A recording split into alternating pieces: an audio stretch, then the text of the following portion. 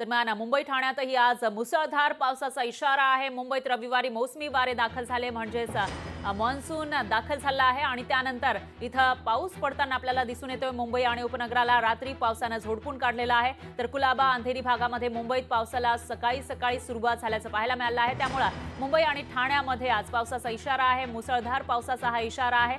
आणि जे सकाळी घरातून बाहेर पडणारे चाकरमानी आहेत, कामानिमित्त बाहेर पडणारे मुंबईकर, ठाणेकर यांना मात्र रेनकोट आणि छत्री घेऊनच बाहेर पडावं लागणार आहे, कारण या ठिकाणी कधीही मुसळधार पाऊस पडू शकतो।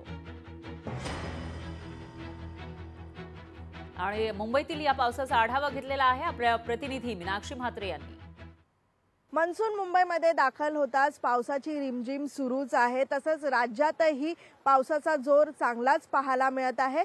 सध्या मुंबईतलं वातावरण पाहिलं तर ढगाळ वातावरण पाहायला मिळत आहे। मुंबईच्या अनेक भागांमध्ये, त्यासोबतच आपण पाहतोय उपनगरामध्ये पाऊस जो आहे पडताना देखील पाहायला मिळत आहे। सध्या मुंबईच्या दादरच्या परिसरामध्ये हलका पाऊस पडत असला तरी मुंबई शहर आणि उपनगरासाठी 24 तासामध्ये आकाश ढगाळ राहण्याचा अंदाज जो आहे तो हवामान खात्याने वर्तवलेला आहे। एकूणच सध्या आपण पाहिलं तर शहर आणि उपनगरामध्ये मध्यम ते मुसळधार पावसाची शक्यता देखील वर्तवण्यात आलेली आहे। यासोबतच पालघर, ठाणे, मुंबई, रायगड या जिल्ह्यांमध्ये हवामान खात्याने येलो अलर्ट जारी केलेला आहे। यासोबतच रत्नागिरी, सिंधुदुर्ग जिल्ह्यासाठी हवामान खात्याचा ऑरेंज अलर्ट जो आहे तो जारी केलेला आहे। मात्र विदर्भामध्ये देखील आपण पाहू शकतो की ऑरेंज अलर्ट जो आहे तो जारी केलेला आहे। यासोबतच आपण पाहू शकतो की मुंबईमध्ये पुढील 24 तासामध्ये मुसळधार पाऊस पडणार असल्याची माहिती हवामान विभागाने दिलेली आहे। तर यासोबतच नागरिकांना देखील सतर्कतेचं आव्हान जे आहे ते देखील प्रशासनाकडून करण्यात आलेलं आहे।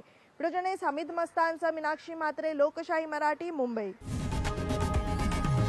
लोकशाही मराठी ऐका, पहा, जागरूक रहा।